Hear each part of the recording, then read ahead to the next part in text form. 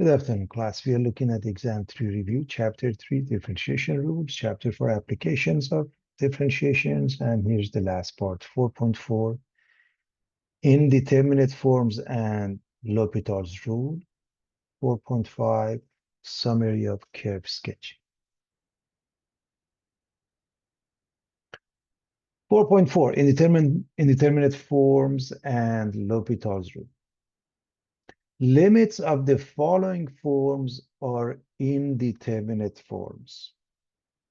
0 over 0, infinity over infinity. There are many more, by the way. For example, the limit of ln x over x minus 1 as x approaches 1. If you plug in 1, you get ln of 1, which is 0, 1 minus 1, which is 0. 0 over 0 is an example of indeterminate form, which in short means more work. You have to use your algebraic techniques to figure out how to get around this. Whereas here, ln of infinity is infinity, infinity minus 1 is infinity, this is infinity over infinity, and that is also an indeterminate. And there are many more. So according to L'Hopital's rule, the limit of f of x over g of x as x approaches a is the same as the limit of f prime of x over g prime of x as x approaches a, as long as we can show that when we plug in, we get 0 over 0 or infinity over infinity.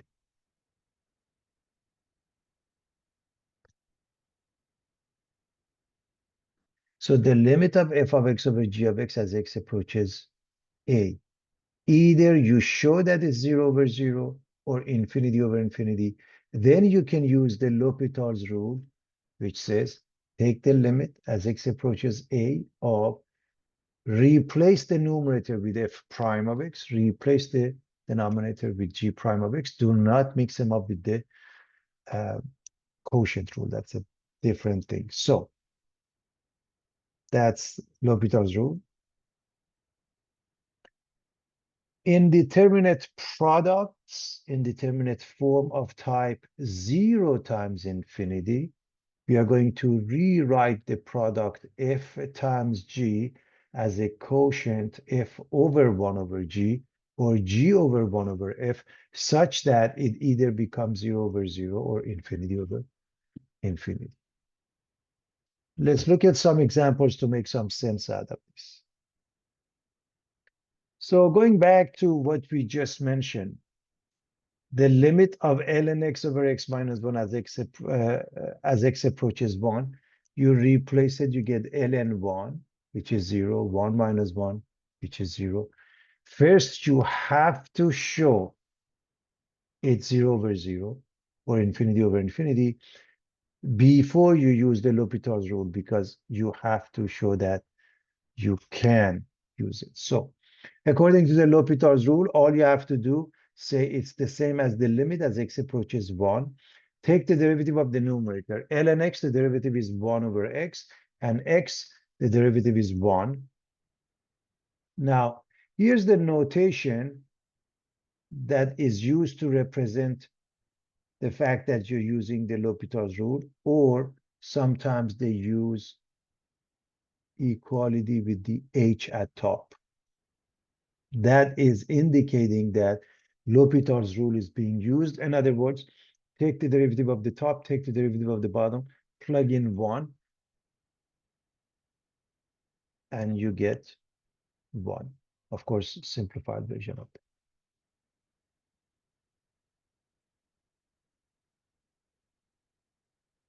Part B, the limit as x approaches 0 of e to the power of x minus e to the power minus x minus 2x over x minus sine x as x approaches 0 is what? Well, let's plug in 0. If I plug in 0,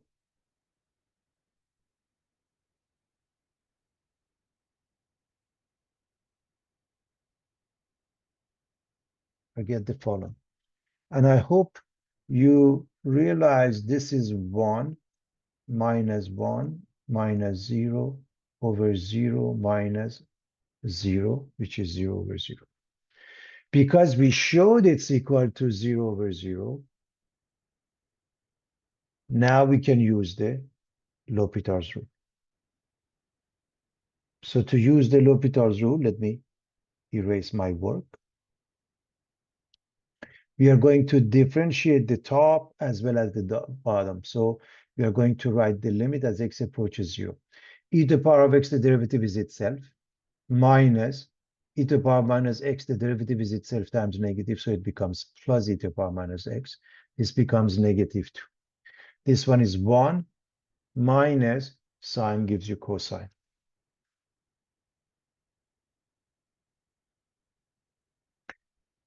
Let's plug in 0. If I plug in 0,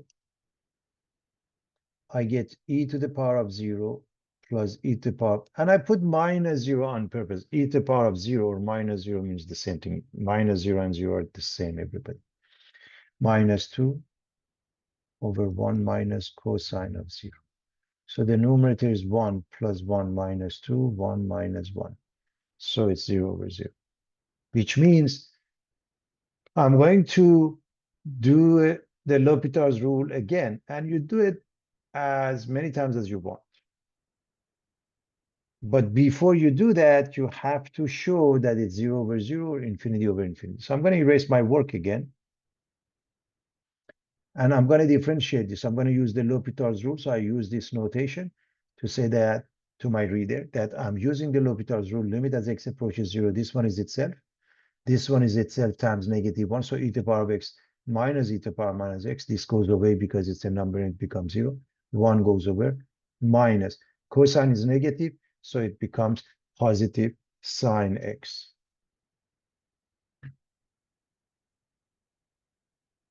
I'm going to plug in 0 again. And again, I'm going to show you quickly. This is e to the power of 0 minus e to the power of minus 0, or 0 makes no difference. This is sine of 0. And please understand that again, we get 0 over 0. I chose this question on purpose to tell you that if you have to use the L'Hopital's rule a number of times, that's fine. So we are going to do it again, which means after I proved it's 0 over 0, I'm going to use the L'Hopital's rule again. That means limit as x approaches 0. This becomes itself e to the power of x. This becomes minus and minus plus e to the power minus x.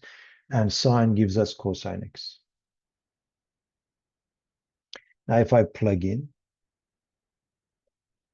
I get e to the power of 0 plus e to the power of 0, or e to the power of minus 0 makes no difference. Cosine of 0. And I hope you recognize the numerator as 1 plus 1 over 1, which makes it 2. And that's the final answer.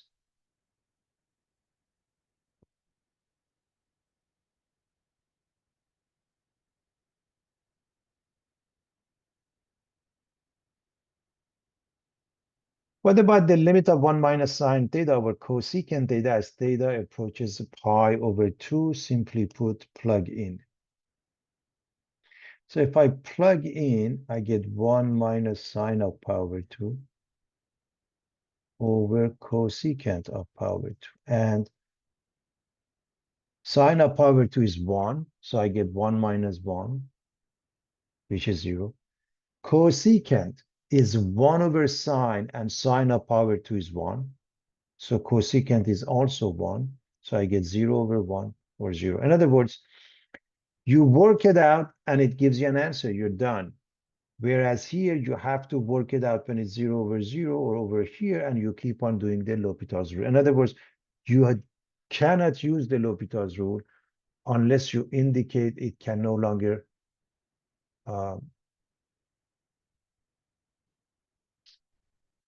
be handled without that. In other words, you must prove first that it's C and then you 0 over 0 and then or infinity over infinity, and then you use the L'Hopital's rule. Otherwise, you just plug in, you come up with the answer, and you're done.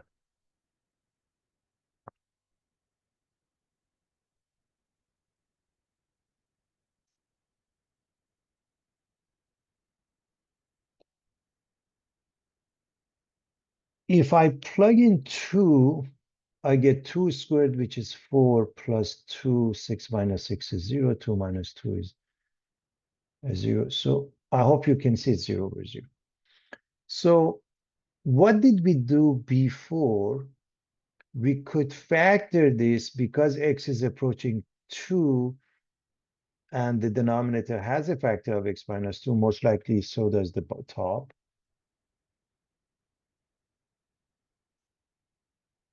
And now you get the limit of x plus 3. You plug in 2 and you get 5. This is what we did before, and you can do that always. In other words, any method that you worked, that you learned and it works, you're done.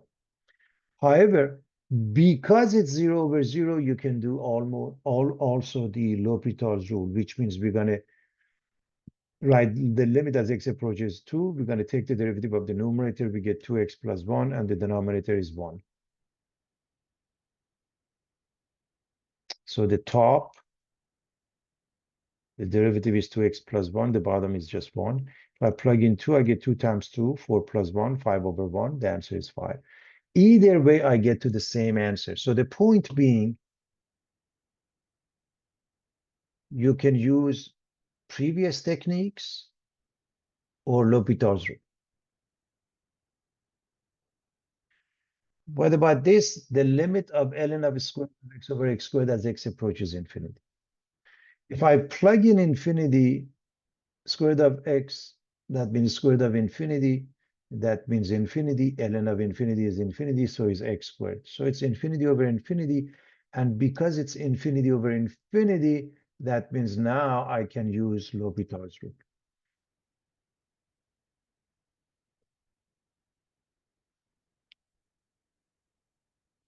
So if I want to use the L'Hopital's rule,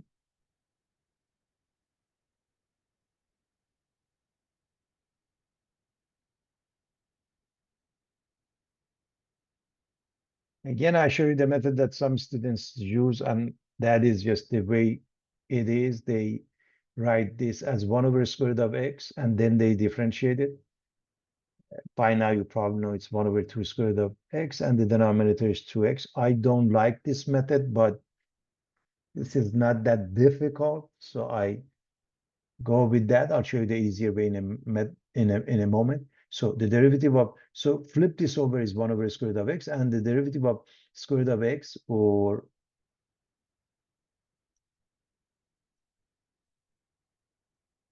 x to the power of 1/2 is 1/2 x to the power of negative 1/2. So in any event, this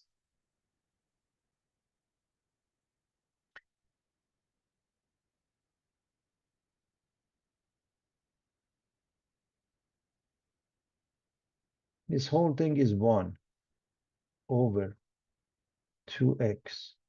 Since the denominator is also 2x, it's a complex fraction, becomes 1 over 4x squared. But I would have gone with this method. Let me explain this one to you. The way I would do this, I would change this to x to the power of 1/2. This becomes 1/2 ln x. And now I go with the easy way, 1/2 times the derivative of ln x, which is 1 over x. And this is 2x. And this one also gives me the same thing, 1 over 4x squared. This is 1 over 4x squared. So is this one. I think this would have been a lot faster. So when x approaches infinity, so does the denominator, and therefore 1 over that is equal to 0. The concept is this, everybody, just to understand what's going on here. Both of them are approaching infinity, and there is a battle between the numerator and the denominator as to which one gets to the infinity faster. X squared gets to the infinity a lot faster than ln of square root of x, and that's why it ends up being 0. Whereas if it's the other way around, then it becomes infinity, or if it's some sort of a speed similar, you may end up with some number. That's the concept as to what's happening, that infinity over infinity may become 0, may become infinity, or even some number other than those.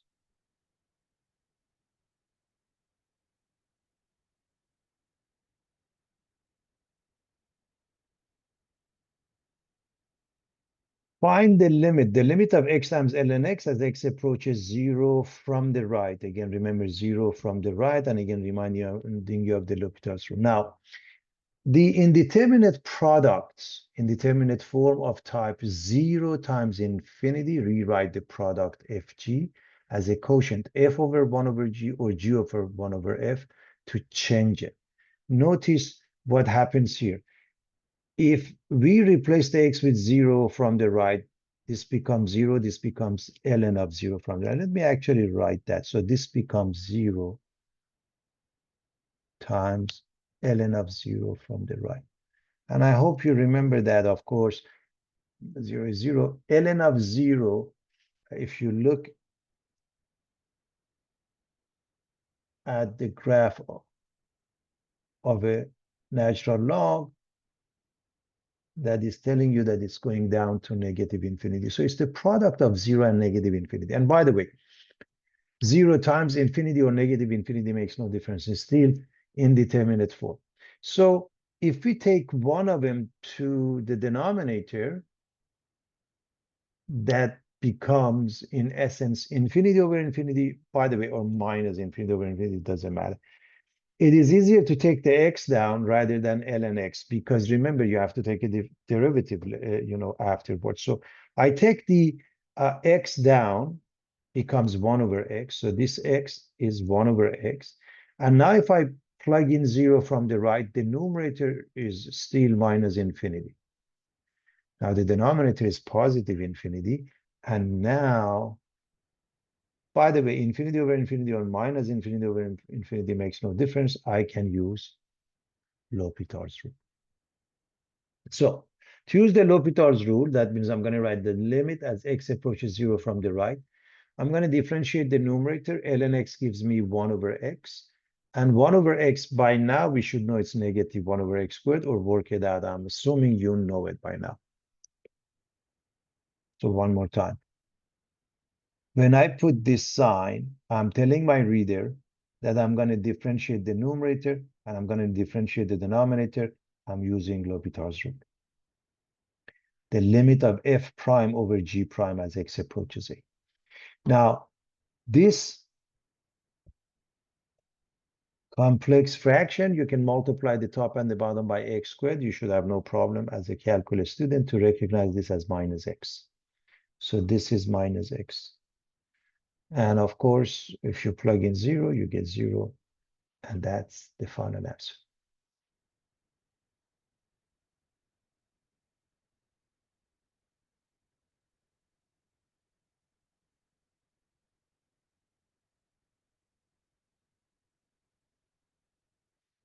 The limit as x approaches infinity of square root of x, e to the power of minus x to the power of 2. If I put infinity, I get square root of infinity, which is infinity. And if I put infinity here, I get e to the power of minus infinity over 2, which is 0, and it's infinity times 0. I hope everybody remembers that and knows that. Class e to the power of minus infinity is 1 over e to the power of infinity, which is 0. Okay, of course, infinity or infinity squared or infinity divided by 2 makes no difference. So it's infinity times 0. So it's one of those indeterminate form. 0 times infinity, infinity times 0 makes no difference.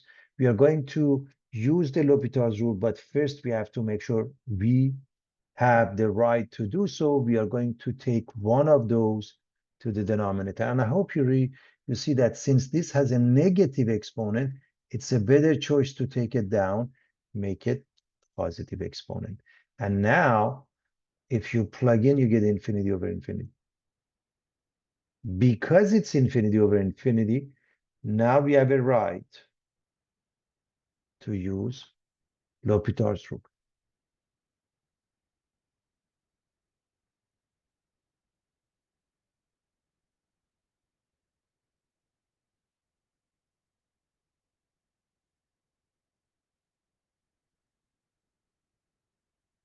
So that means I'm going to write limit as x approaches infinity. I take the derivative of the top over the derivative of the bottom. By now, again, square root of x.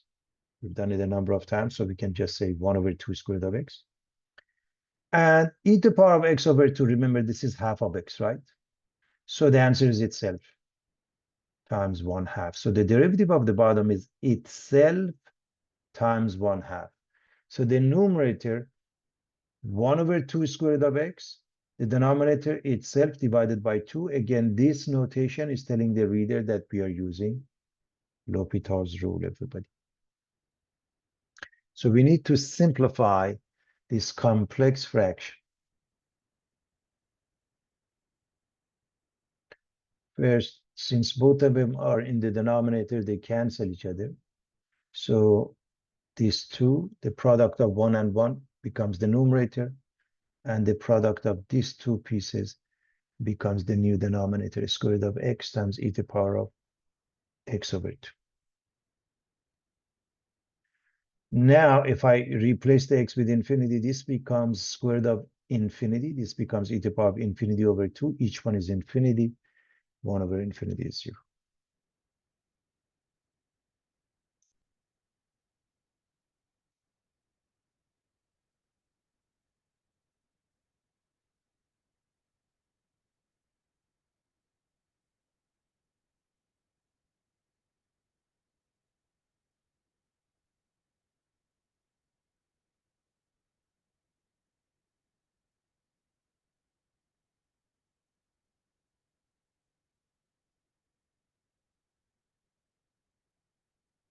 Indeterminate differences, for example, infinity minus infinity. If we come across those, try to convert the difference into a quotient. Remember, the only way we can use L'Hopital's rule if we indicate the ratio of 0 to 0 or infinity to infinity. Those are the only cases. Otherwise, we cannot use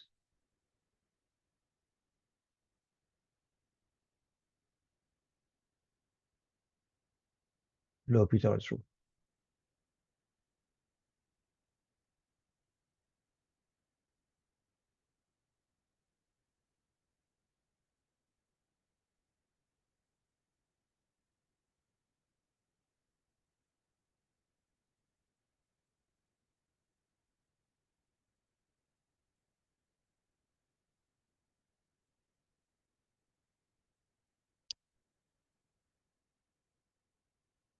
So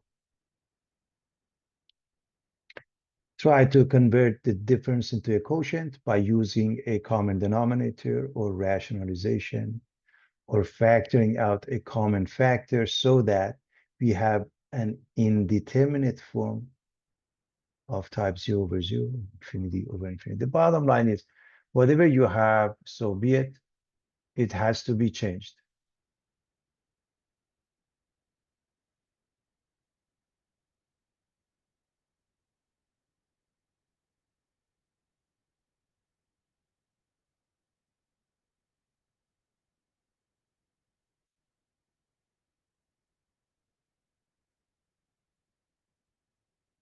So let's look at this example. I hope you see that we have cosecant of, if I plug in, the limit of cosecant x minus cotangent x as x approaches 0 from the right. That means cosecant of 0 from the right minus cotangent of 0 from the right. And everybody remembers that cosecant is 1 over sine and cotangent is cosine over sine, and each one, as we approach 0 from the right, goes to infinity. So it's infinity minus infinity. This has got to do with understanding trigonometric functions and their values.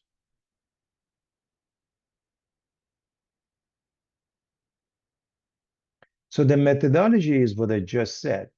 We are going to change this to 1 over sine and this one cosine over sine, so we can come up with the LCD and add them up. The LCD obviously is the denominator sine x, and we add them up to 1 minus cosine over sine.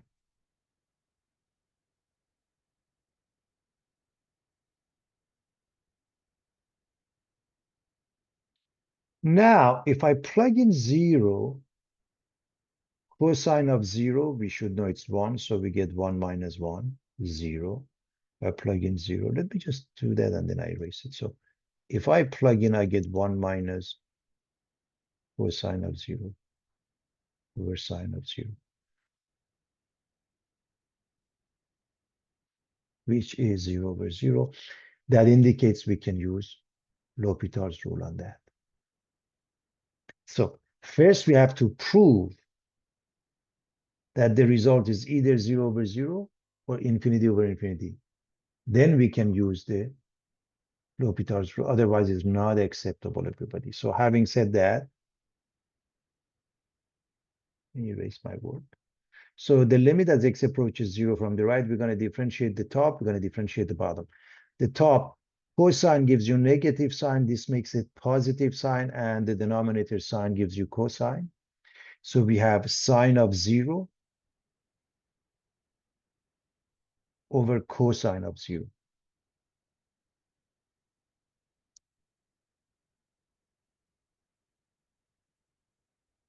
Which is 0 over 1 or 0.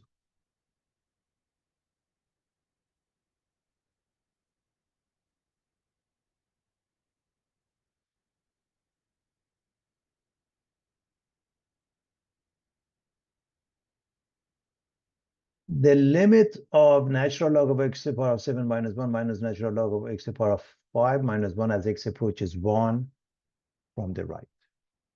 So if I plug in 1 from the right, everybody, if I plug in 1 from the right, I get ln of 0 from the right minus ln of 0 from the right.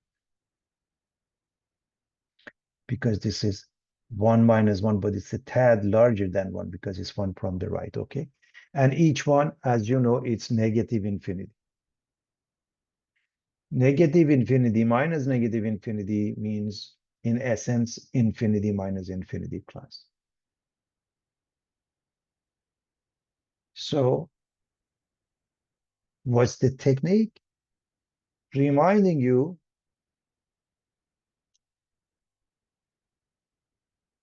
that y equals log x space b means b to the power y equals x. We have different properties, and we are going to use the quotient rule, and we're going to combine them, and we're going to go from right to left. So this becomes the natural log of x to the power of 7 minus 1 over x to the power of 5 minus 1. Everything else remains the same. So the limit as x approaches 1 from the right, this expression inside the brackets, we use this number 6, the quotient rule, everybody. So we are using the quotient rule. Okay? Quotient rule of logs. So to take this, we can interchange natural log and the limit. And the limit of this piece, we plug in. We get ln of. If I plug in, everybody, I get 1 minus 1, which is 0, 1 minus 1, which is 0. So I get 0 over 0. And this part, okay, ln of 0 over 0, this part indicates that I can use L'Hopital's rule.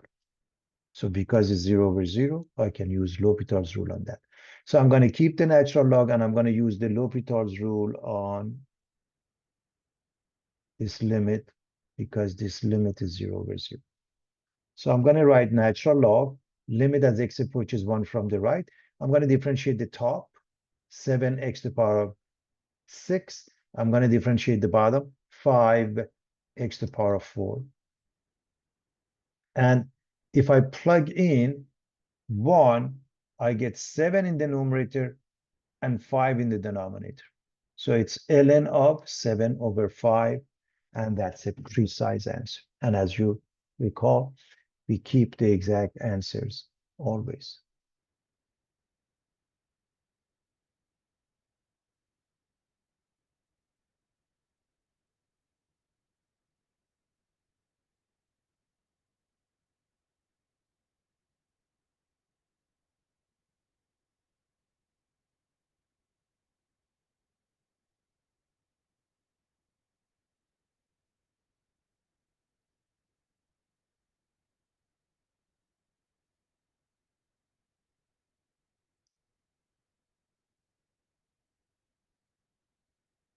Find the limit of secant x minus tan x as x approaches pi over 2 from the left. Think it just to have a better understanding. Pi over 2 means 90 degrees. So pi over 2 from the left, that means a little bit less than 90 degrees. Like think about 89 degrees, for example.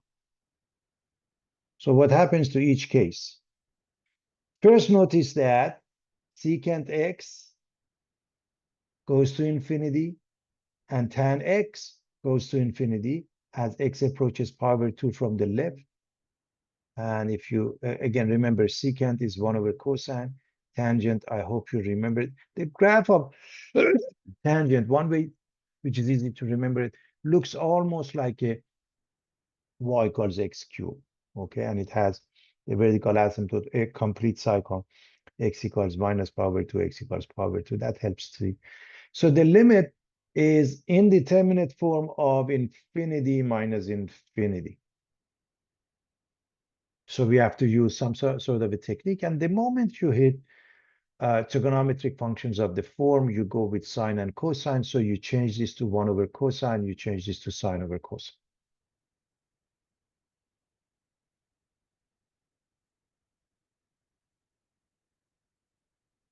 So this is 1 minus sine x over cosine x.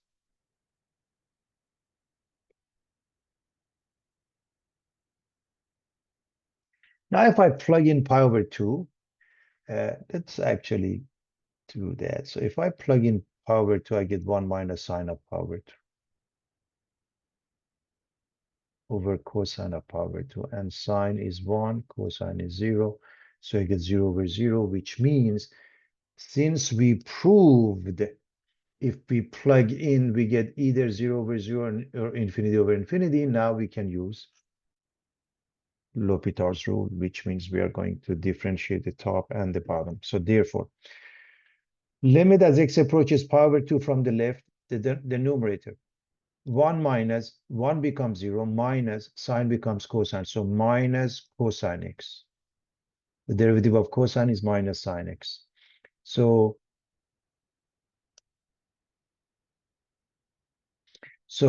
if you plug in, have two choices. You can say, I'm going to change this simplified into negative, cancels out the negative, and it's cotangent x. Okay. And cotangent of pi over 2 from both sides is approaching 0. Or if you want, you can write cosine of pi over 2, which is 0 over sine of pi over 2, which is 1, 0 over 1 is 0. Either way, you should be able to come up with 0.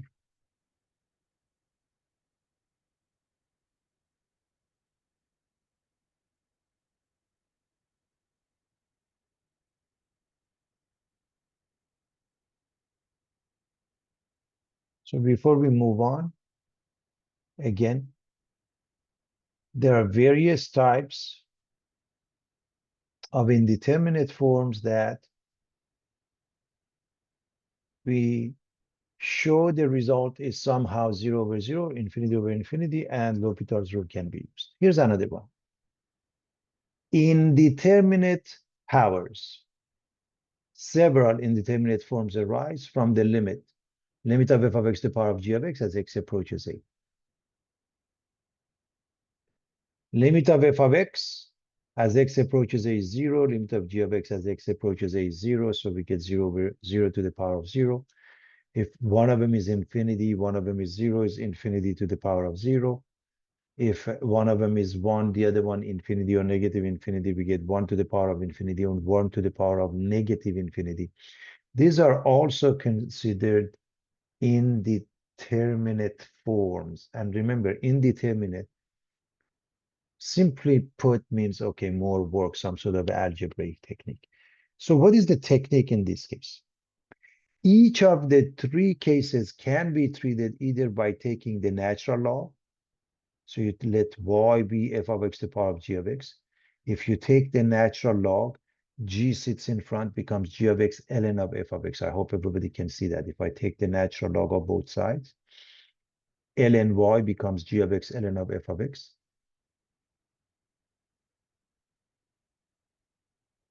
I'm reminding you of some of the properties ln of e to the power of x is x, e to the power of ln x is x, and so forth. So you can use that. And so you take the limit of both sides. This becomes limit of ln y. As x approaches a, you work it out. Let's say it gives you something like k. When you finish, it gives you something. But that's not the answer to the question, because the question was f of x to the power of g of x.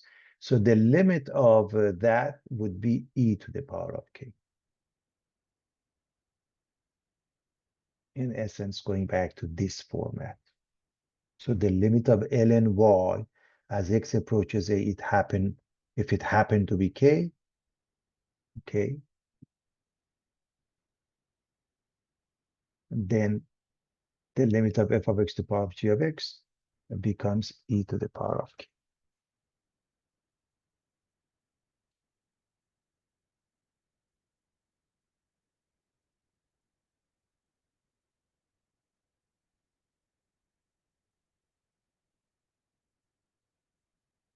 Should actually, I mean this. Also, we can rewrite it in the following format. F of x to the power of g of x is, replace the f of x with e to the power of ln f of x. Please understand this part. Just look at the part in the bracket is the same as f of x. And this part, this equals this, follows this property. So I can write e to the power of ln of f of x times g of x. So put them in any order, like e to the power of g of x times ln of f of x. In either method, we are led to the indeterminate product g of x times ln of f of x, which is of type 0 times infinity or infinity times 0, and we take it from there, okay? So let's take a look at an example.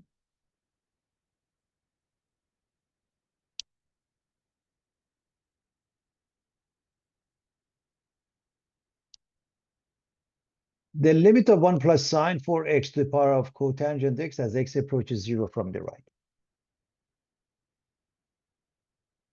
So if you plug in, you get 1 plus sine of 0 to the power of cotangent of 0. 0 from the right, okay? The denominator is simply, the base is 1. Cotangent of 0 from the right is infinity. Again, just to show you something here quickly.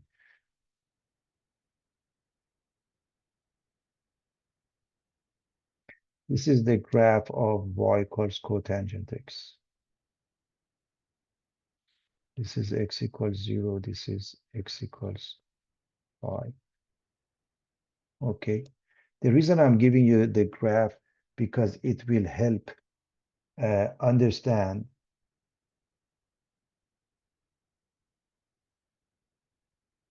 how this happens. So it will help you memorize some of the values. Okay, so I'm going to erase my work.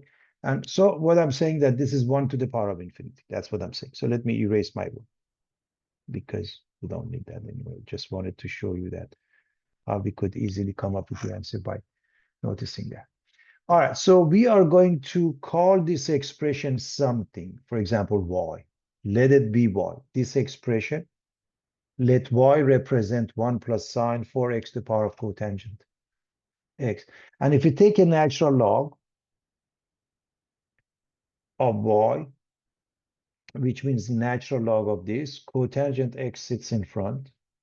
So if I take the natural log of both sides, cotangent x sits in front, and I have the product of cotangent x and ln of 1 plus sine 4x.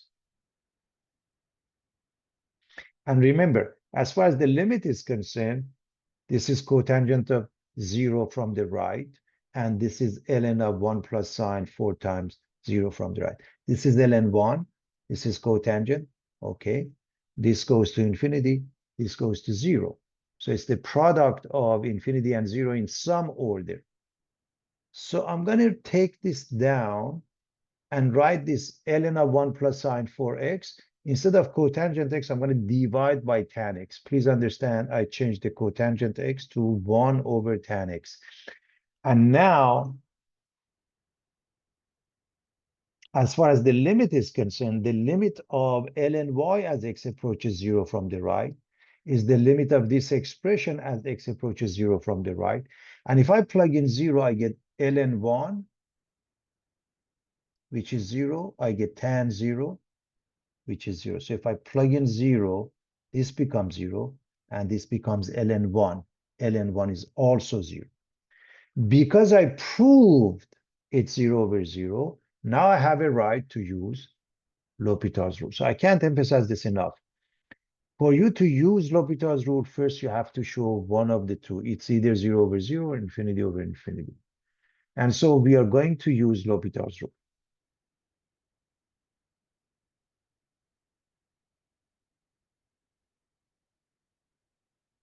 So we are going to use L'Hopital's rule. And if we are going to use L'Hopital's rule, that means you're going to keep the limit as x approaches 0 from the right. You're going to differentiate the numerator over the derivative of the denominator. So how do we differentiate this? We flip this over, 1 over 1 plus sine of 4x, and then times the derivative of sine of 4x, which is cosine of 4x, times 4. What about tan x? The derivative is secant squared. So 1 over 1 plus sine 4x, and then I'm going to put the derivative of that in the numerator. The derivative, 1 goes away, it's 0, sine is cosine, and then times 4. So 4 cosine x, and tan x, the derivative is secant squared.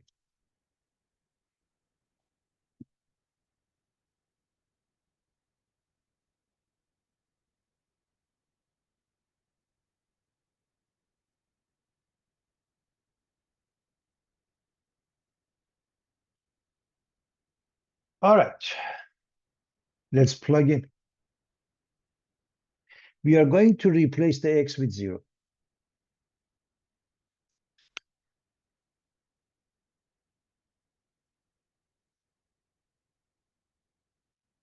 So what is cosine of 0? Is 1, so we get 4. What is sine of 0? 0, we get 1 plus 0. Secant is 1 over cosine, therefore it's also 1. Square it, still you get 1. So I hope you recognize this as 4. So basically, you have ln y. When you take the limit, you end up with 4. But that's not what we had in the first place. We had y. The answer is simply e to the power of 4. So I'll show you. You can just go to the answer and say the answer is e to the power. So for this one, the answer is e to the power of 4. Or say, okay, limit of 1 plus sine 4x to the power of cotangent x as x approaches 0 from the right is the limit of y as x approaches 0 from the right, which is the limit of e to the power of ln y as x approaches 0 from the right. Please understand this. This is really a nice way of explaining. Y is the same as e to the power of ln y. Therefore, it's e to the power of 4. So in other words, we are proving it again. Y, it's e to the power of 4.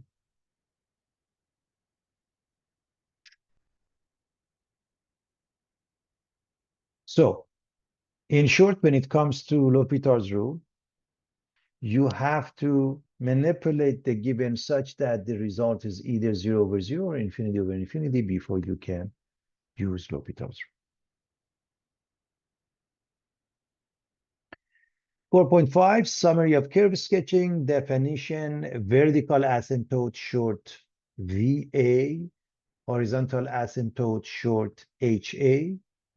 If you have a rational function f of x in the form of n of x over d of x, where n of x is a sub n x to the power of n all the way to a sub 0, and d sub x is b to the b sub m x to the power of m all the way to b sub 0, where n and d are both polynomials, And of course, the denominator can't be 0, and the domain is all real numbers except what makes the 0. What you're looking at is a rational function. How do you find VA?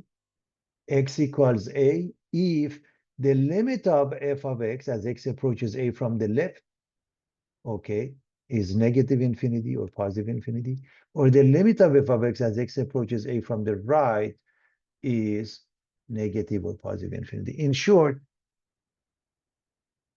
the limit of f of x as x approaches a, or a from the left, or a from the right is positive or negative infinity, then we say x equals a is the vertical asymptote.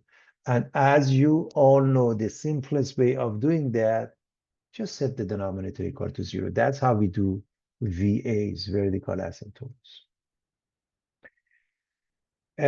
Also, the graph of a rational function never crosses a vertical asymptote. It may intersect its VA, simplified in lowest term, no common factor, find VA, and so forth. Okay.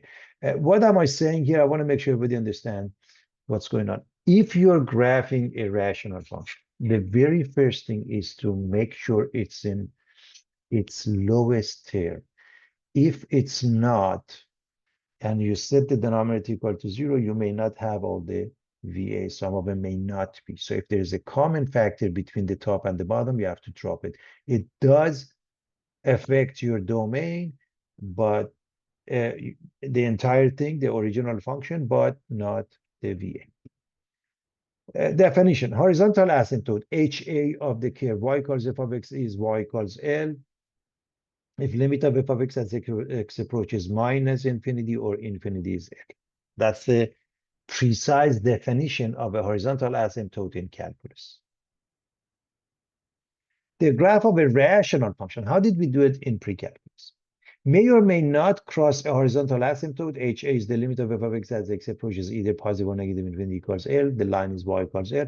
Horizontal asymptotes occur when the degree of the numerator is less than or equal to the degree of the denominator. So this is the definition for oblique asymptote, and I'm going to put all of them together with a rational function in a moment. And that oblique, also known as slant asymptote, OA or SA, y equals mx plus b. That's the equation. If the limit of f of x as x approaches minus infinity is mx plus b, or the limit of f of x as x approaches infinity equals mx plus b. And so, how do we know that? If we go back to this,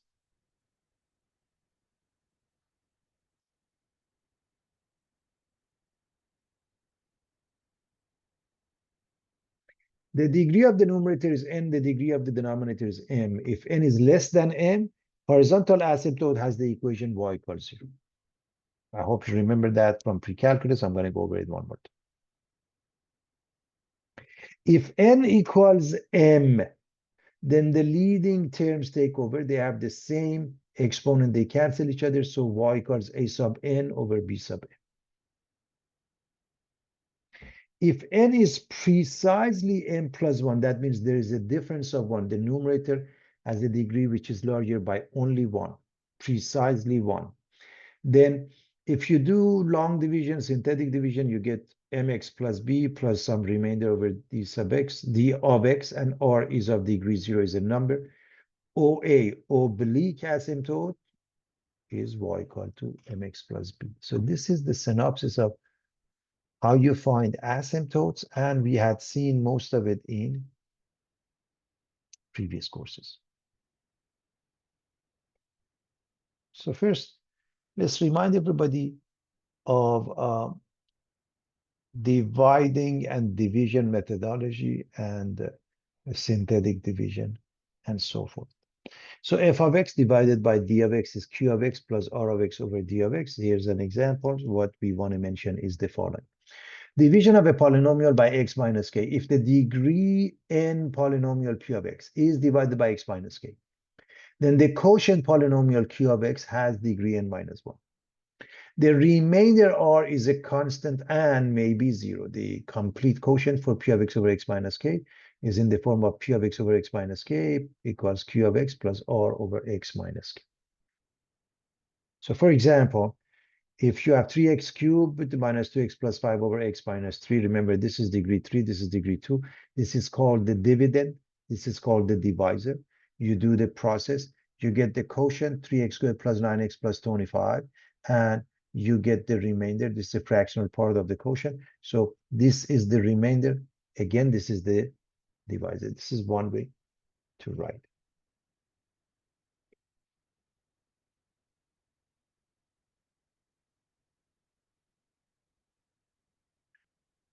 How do we do synthetic division? We write this in descending order. It is, so you write just the coefficients 3, minus 2, positive 1, minus 4. Any one of them missing, you put 0 division by x plus 1. You have to put a negative 1. Class, if it was x minus 1, we put positive 1. If it's x plus 10, we put minus 10, okay? So the way the synthetic division works, just you drop the first number 3, and then you multiply this by negative 1.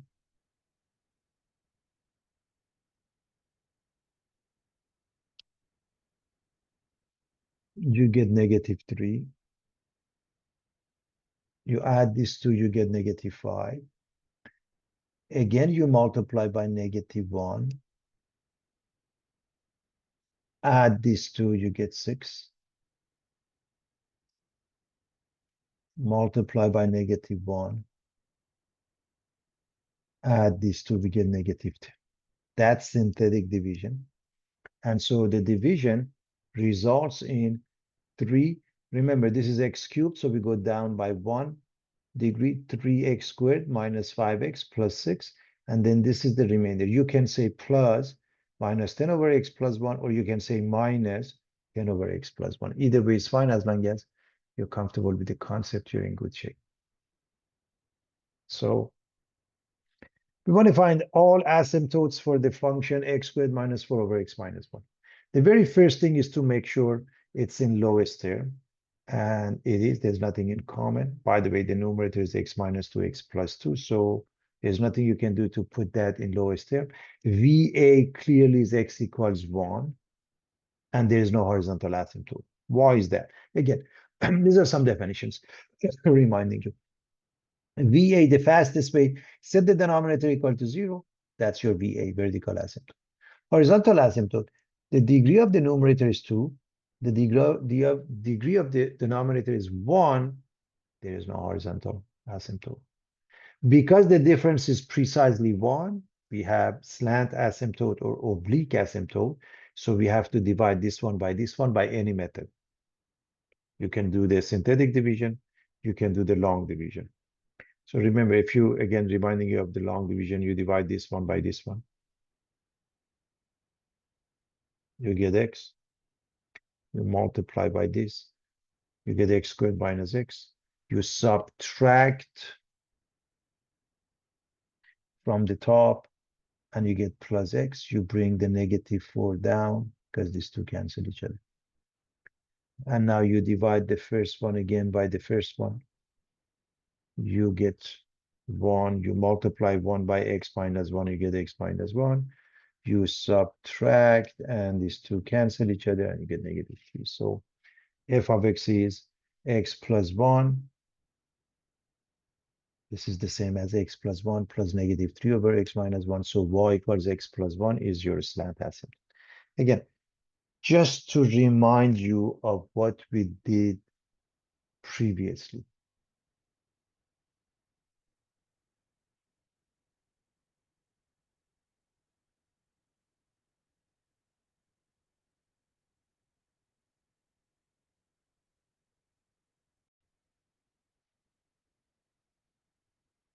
So we want to sketch the graph of f of x equals x plus 4 over 2x squared plus 11x plus 12. I want to look at a few examples. And I want to show you first, we can do it just with pre-calculus, and then I'll add a little calculus that it doesn't add a lot. I want you to know that because we learned so much about rational functions. So, of course, the steps involve finding the domain, asymptotes, intercepts, and so on. So I want to find the domain of this function in interval notation. Anytime you have a rational expression or even a rational number, the very first step is to simplify. If you can, put it in lowest term. And that means if you can find a common factor between the top and the bottom, you drop it. So try to see if there is a common factor of x plus 4, and 2 is a prime number. It makes it easy to factor. You notice x plus 4 is in common, so you can drop the common factor of x plus 4. And it becomes f of x equals 1 over 2x plus 3, and x can't be negative 4, which means the domain remains unchanged. Just like here, x can't be negative 4, and x can't be, you set this equal to 0, you get negative 3 halves. The way you write it in an interval format, again, x can't be negative 4, x can't be negative 3 halves. You write minus infinity to minus 4 union minus 4 to negative 3 halves. Union negative 3 halves to infinity.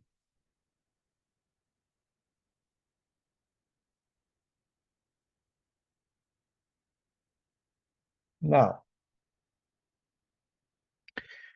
it means with the parentheses, you are excluding the endpoints. There are two numbers that you excluded. Find the asymptotes of f of x as well as any holes. As far as holes are concerned, class, if there is a common factor, which happened to be a common factor here, x plus 4, the difference between this graph, if you didn't have this function wouldn't have a hole, but this one will have a hole. And to have a hole, you just plug in this number, negative 4, into this function. So minus 4, 2 times minus 4 is minus 8, plus 3 is minus 5. So the whole location, what x cannot be for this one, you put it into this, okay? And this is the location of a hole, everybody. So roughly, again, this may not be too scale. This is the x-axis, the y-axis, roughly there.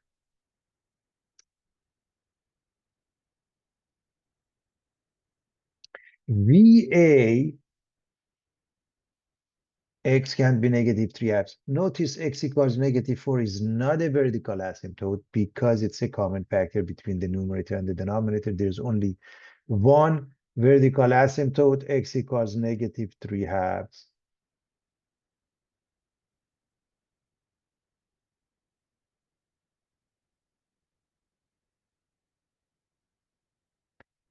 Again, what I went over in the previous page, a quick reminder, given a rational function, how do you find horizontal asymptotes, oblique asymptotes?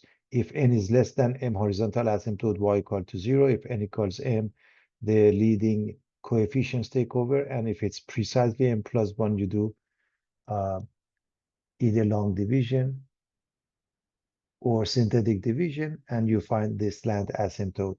As you can see here, the numerator has a degree 0, the denominator has a degree 1, so horizontal asymptote y equal to 0, and we don't have any oblique asymptotes. So the horizontal asymptote is just here, you're showing that it's the x-axis. Intercepts. X is 0, find y, y is 0, find x. So that's how you find intercept. So x-intercept, y is 0. That means f of x is 0. Well, a fraction is 0 when the top is 0. The top is a number it can't be. So we don't have any x-intercept. Y-intercept set x equal to 0. This goes away, you get 1/3. So x-intercept none, y-intercept 0, 1/3.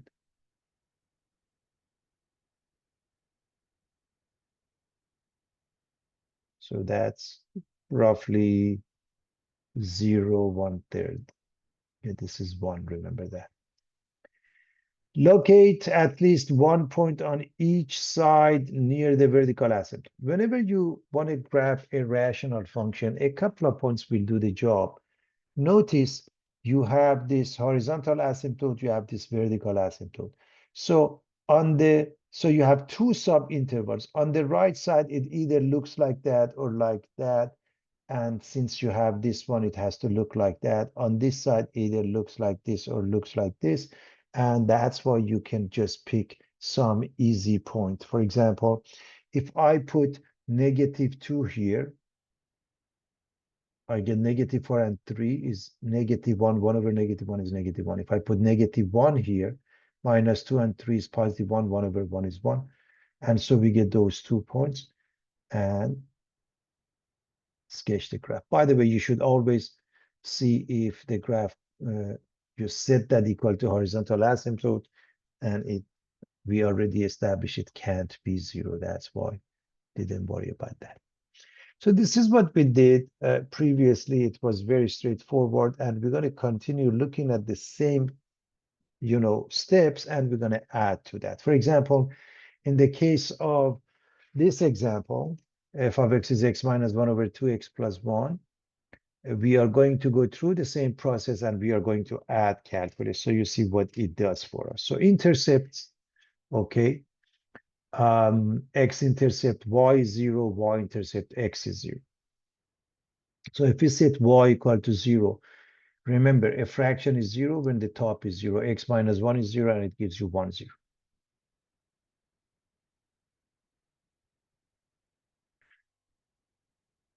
Y-intercept, you set x equal to 0. If x is 0, this to go away, -1 over 1. So 0, -1. So we have that. So we have a couple of points here. Those are intercepts. Asymptotes. VA set the denominator equal to 0. 2x plus 1 is 0. And x is -1/2.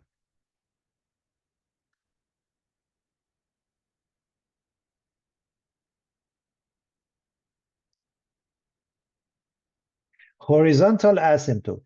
Degree of the numerator is 1. Degree of the denominator is 1. Okay, each one has x to the power 1. So the leading terms take over. X over 2x is 1/2. So y equals 1/2. And again, because the degree is the same, and whenever you have horizontal asymptote, there is no slant asymptote. Y equals 1/2. Okay, so we have those asymptotes.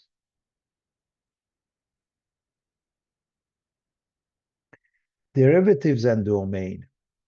The domain is very straightforward, everybody. You said this one equal to 0. X becomes -1/2, and you exclude that. So x can't be -1/2. How do you write this in an interval notation? -infinity to -1/2 union -1/2 to infinity. And f prime. To take the derivative, we are going to go with the quotient rule.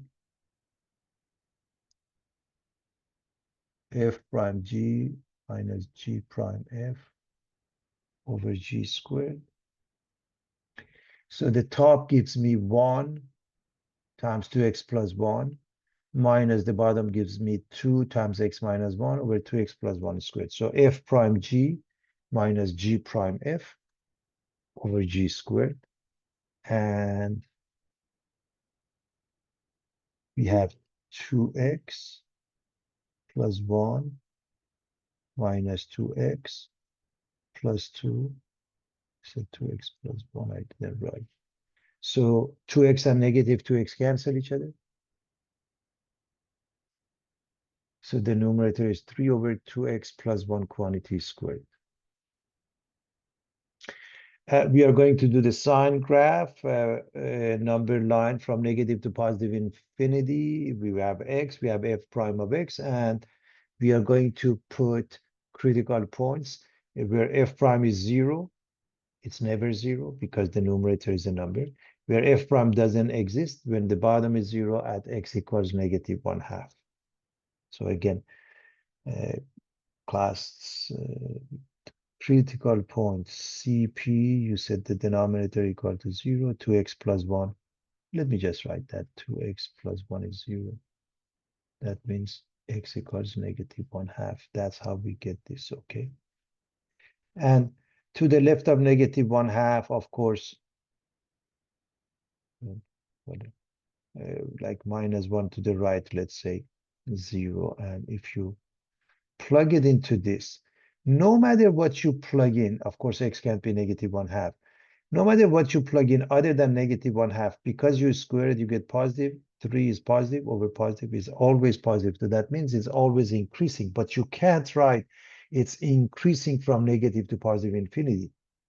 First and foremost, since there's no change from increasing to decreasing or vice versa, we don't have a local max or local mean. And it is increasing from -infinity to -1/2, union -1/2 to infinity. So this is the way I'm going to put the arrows. This is the way we write. Let me erase my work. It becomes a little bit easier to see what we have.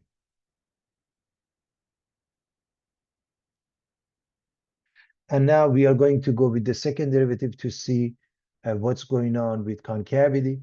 And if I want to differentiate this, I'm going to rewrite this as 3 times 2x plus 1 to the power of -2 for the sake of differentiation. So to differentiate this, I get 3 times -2. Let me quickly show you that. So f double prime is 3 times -2 times 2x plus 1 to the power of -2. -1 is -3 times the derivative of the inside, which is 2, gives us -12. The product of 3 and -3 and 2 is -12. And this one to the power of +3 at the end. And so what happens is that, again, if you set f double prime equal to 0, doesn't give you anything. F double prime doesn't exist, gives you the same number, -1/2. You go with the number line. And you notice, again, if I pick a test point, here would be 0, here would be like 1. And if I put a 0 here, I get 1, cubed is 1, so I get -12. So my apologies, 0 is here, everybody. 0 is here. So this one I meant -1. So if I put -1, I get -1, cubed is -1.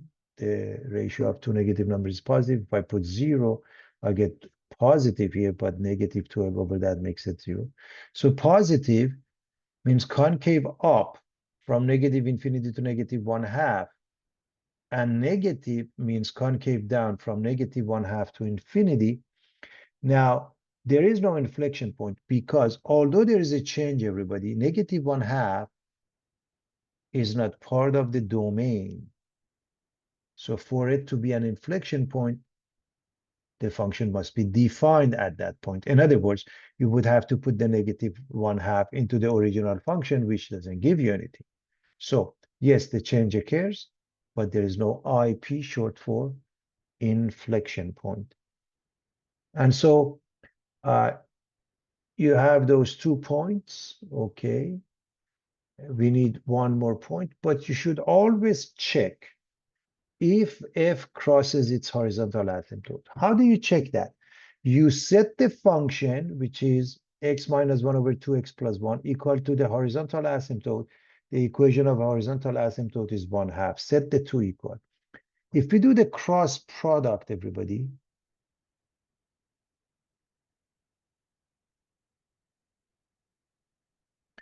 this gives you 2x plus 1. This gives you 2x minus 2. And I hope you see that there's no solution because -2 is equal to 1. No. Phi means an empty set. No, it's a false statement. False statement. If. Therefore, it can't cross the horizontal asymptote. So On this side, we have actually a couple of points. So it's the graph. On this side, it's either this way or that way. If you pick a point, an easy point, if I plug in -1 here, okay, I get 2 times -1 plus 1, -1 here. I get -2 here. The ratio is +2. So -1, 2 is this point. And that's the graph. And we are done. So a quick recap. This was done using basically pre-calculus. And then we added f prime to know where the function is increasing. Notice the function is increasing here. Also here. So the function is increasing from -∞ to -1/2, union -1/2 to infinity. And what about concavity? Is concave up here from -∞ to -1/2. Over here is concave down from -1/2 to infinity. And as I mentioned, the reason we don't have an inflection point because x equals -1/2, the function is not defined at that point. That's not part of the domain. What about this one? F of x is x plus 1 times x minus 5 over x minus 3. I want to just remind you what you end up with. So we are going to graph this by looking at the domain and so on. Domain, set the denominator equal to 0 and exclude that. So x can be every number except 3. We write it as -∞ to 3, union 3 to infinity.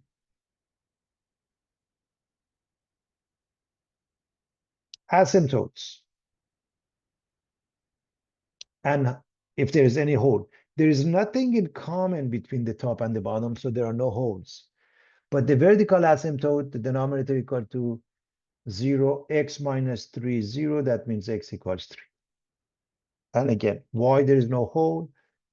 There is nothing in common between the top and the bottom. Slant asymptote, if you multiply these two, you get x squared, 1 and -5 minus 4x minus 5, and you divide it. By the way, this is the vertical asymptote. I'm going to leave it for you to show that this is equal to x minus 1 minus 8 over x minus 3. It's very simple division. And therefore, y equals x minus 1 must be the slant or oblique asymptote. As I mentioned, there is no hole because there is nothing in common between the two.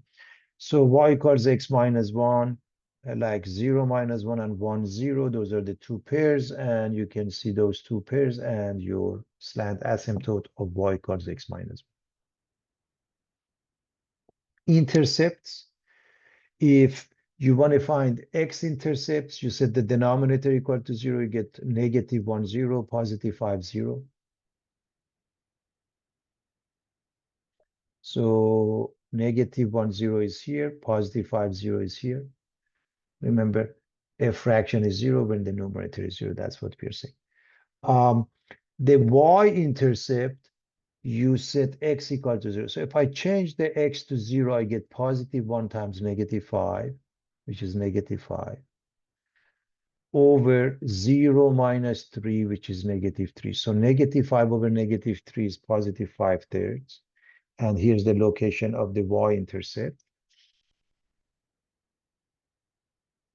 Locate at least 1 point on each side. Pretty much we have 1 point on each side. Here's what I want you to know. This is your vertical asymptote. So the graph goes on this side like this or like this. Because there is a point here, has to go like that. And over here, those are the points that you have. So you really don't need any more points because you have enough points to figure out the exact graph.